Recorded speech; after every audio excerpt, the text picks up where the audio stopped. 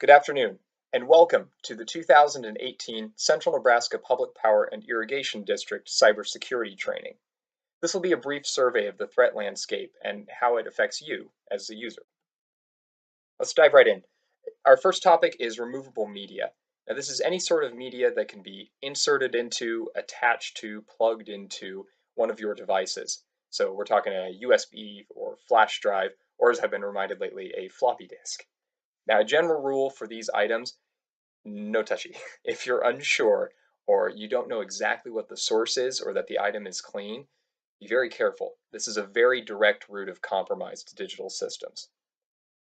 And we want to avoid network compromise at any cost. The image on the right, the diagram is not actually our corporate networked infrastructure, but it serves the point very well. You see the networked computers in the lower right. This would be like your workstation. They're all attached to the switch network, which is attached to a router or the wireless access points down below, or even through a firewall out to the internet, and indeed the server infrastructure. The idea here, the point to take home, is that every machine on our corporate and our SCADA infrastructure is networked. They're all attached.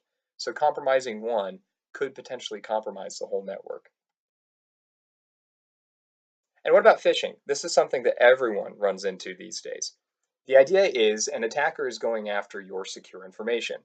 You see underneath the bobbers in the graphic those lures, like verify your account info or confirm your billing info. Now, these may look legitimate, but what's actually happening, a malicious actor is going after your credit card or personal info. Maybe they're even looking at identity theft. Then there's spear phishing. This is the big brother, the meaner version. This is a targeted attempt to solicit that information from you. And actually, we have an example coming right up. First, though, this is a perfectly good to go email message I received not too long ago. Now, it is from UPS.com, verifying me that a package is on its way, and a little hover over the tracking number link they send shows us that indeed UPS.com is right at the start of that URL. Up top as well, you see package info at UPS.com. Good indicators that this is a legit email. Everything's good here. Conversely, what about a targeted, indeed a spear phishing email that our company received not too long ago? Now, this guy looks pretty official. It's got the Amazon logo, it's got the disclaimer at the bottom, it's a shipping confirmation. They did a good job putting this together. It even, up top, hence the targeting, contains an order of a Dell PowerEdge server. And we have a few of those. In fact, when we saw this the first time, a couple of us questioned, did we order something by accident and not realize it? But a little further investigation showed us that this was coming from usintecmedical.com.brazil. This is not a legit looking site at all. So our initial suspicions, confirmed by hovering, not clicking, over that order details button, showed us, hey, we need to get out of here. And I do, in fact, under my monitor, have a reminder, don't click things. The small print is, you fool. A couple of examples of where the attackers tend to congregate. We've got Romania, Russia, which you hear about in the news all the time, of course, China, Brazil, and a little country called Tokolo is actually pretty popular for it.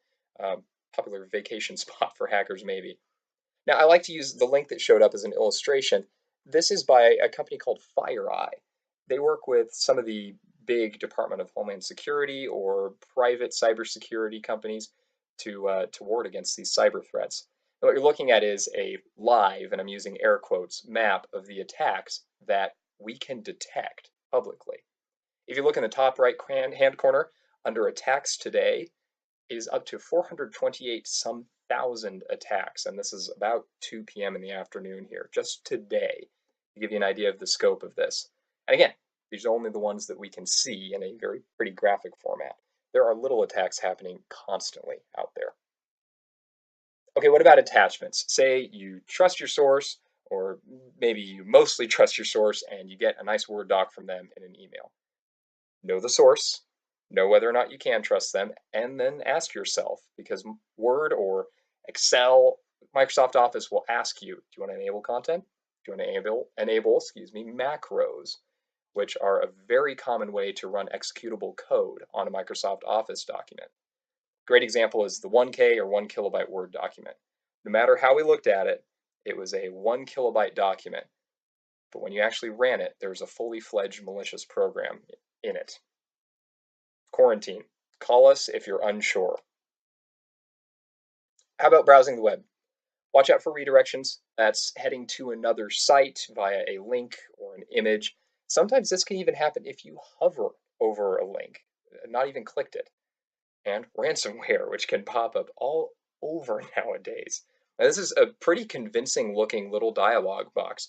You read it, security at risk. Of course, you're alerted already. There may even be some audio with warning klaxons or a dire sounding voice. They give you a phone number on here to call for tech support.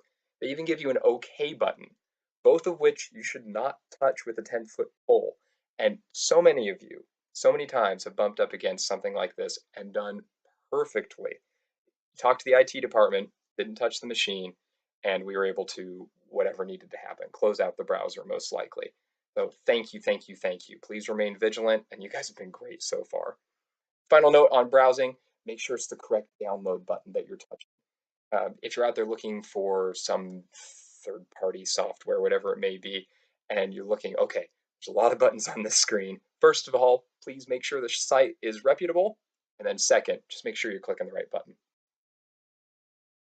A final note here, all of you really are our number one cybersecurity asset. The illustration is a castle wall, right? We can put up firewalls, intrusion detection systems, you name it. And the IT guys can be as vigilant as we want against these threats.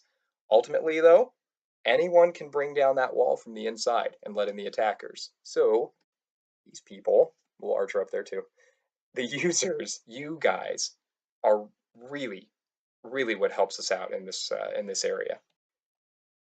So again, thank you for what you do, and thank you for your attention to this training. This is our contact info. If you're in Holdridge, we're down the hall. If you're not, please call or email with any questions anytime. Thank you.